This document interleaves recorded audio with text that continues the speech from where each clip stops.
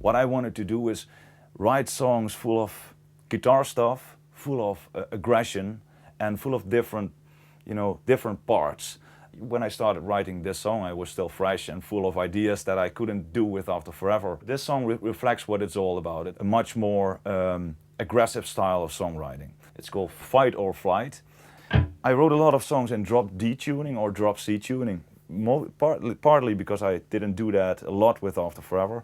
So drop D, it's like this. First riff was a combination of different chords, drop D chords. So that's the beginning of the song.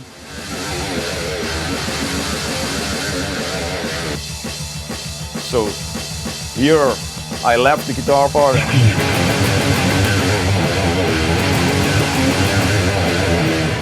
But this is the track I recorded for myself. So this is the drums I programmed. This is the guitars I recorded with this device in the beginning, and the bass guitar I played myself. And for HDK I wrote a lot of riffs with semitones behind each other. So it's like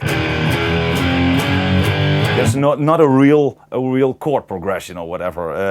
So it sounds more hectic, more dark. And also in a part after that I try to use the combination of notes in a different way, in a strange way. So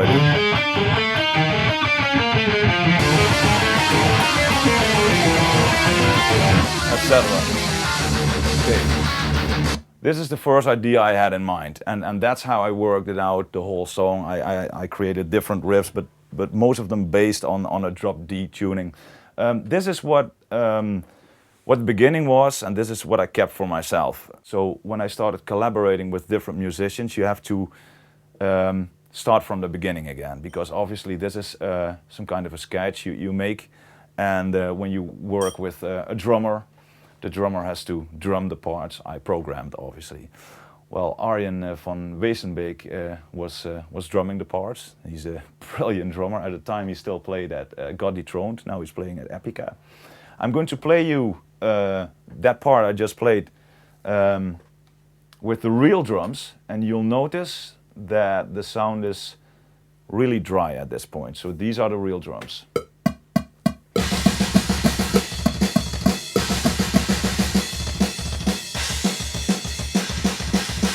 The drums sounded really cool to work with, but they didn't sound as big as I wanted to have them sound. So what did I do? For example, the bass drum we divided in 3 parts. This is the first part.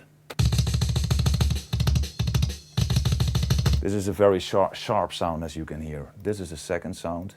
It has much more bass in it, but it also sounds a little bit too triggered.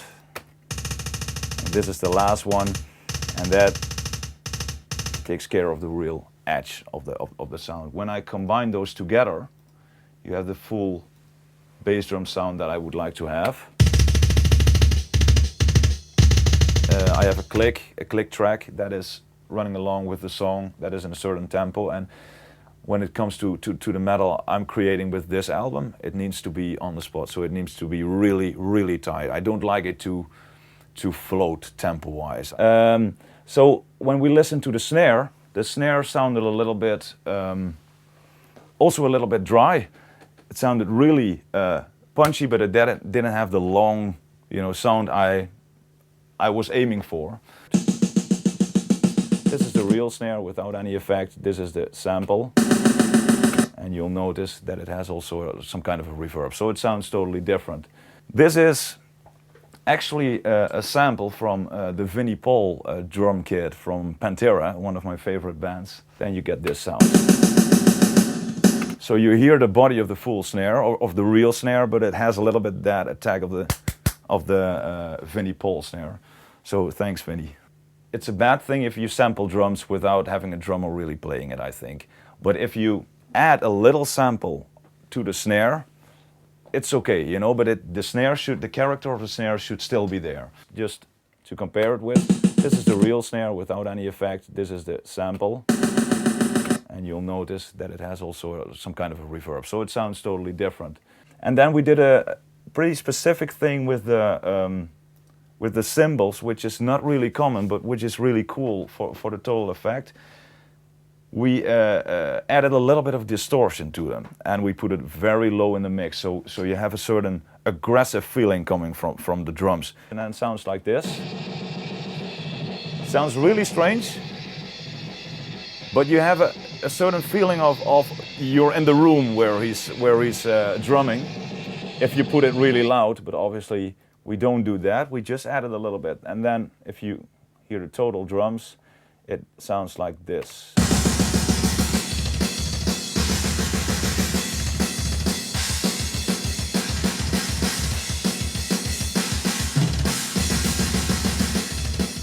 I'd like to give you an example how I made the guitar sound, how we made the bass sound, and what we did with the rest of it to give it a certain layer. I played with this guitar, the Gibson Explorer, and with that guitar, the Hoefschmied, built by Patrick Hoefschmied. It's a hand-built machine. What I'm now trying to explain is that I recorded the guitars with a plug-in, so it's all digital, it's no real amplifier. It works for me. It has a really tight sound, but I can imagine that a lot of people wouldn't like to play with that kind of a plug-in. It's called Amplitube. It's the demo version of Amplitube actually, because that's the only one I can get a good sound out of. I use this compressor. I put the guitar into the compressor, and it goes to the Amplitube, and it creates this sound.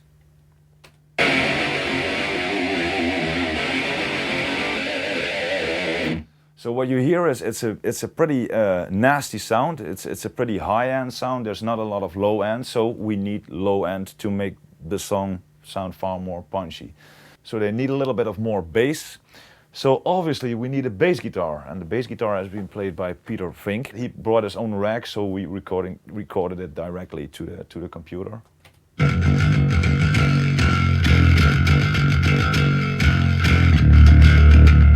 Got a huge sound that is not created by effects or whatever, but it's created by his playing. For a bass guitar, his sound is not only low, but has a lot of an aggressive side of it.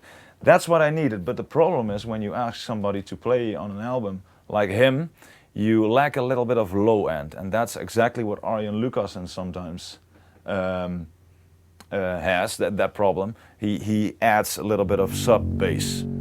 It sounds like shit, it really sounds like shit, but if you combine it together with the bass guitar, you have both the aggression and both the low sound, and then you get this.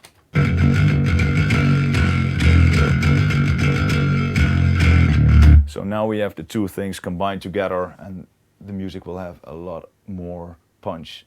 Then we combine it together with the guitars, and then we get this sound.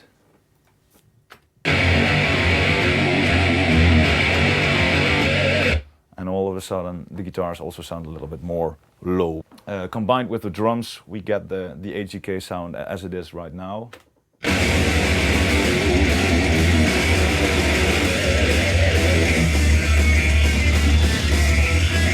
First I had the music, I had the drums, I had everything combined, and then I needed to have the lyrics. When I was writing the stuff, I had some vocal melodies in mind, but I was thinking about a lot of melodies that I just couldn't get. I mean, I'm not a singer myself. I do the grunts, a lot of the grunts, but I'm not used to sing melodic, so I mean, it's sometimes hard for me to make up melodic vocal lines. And when I was writing the lyrics, I also thought, well, those lyrics suck. So I asked a good friend of mine, Amanda from America.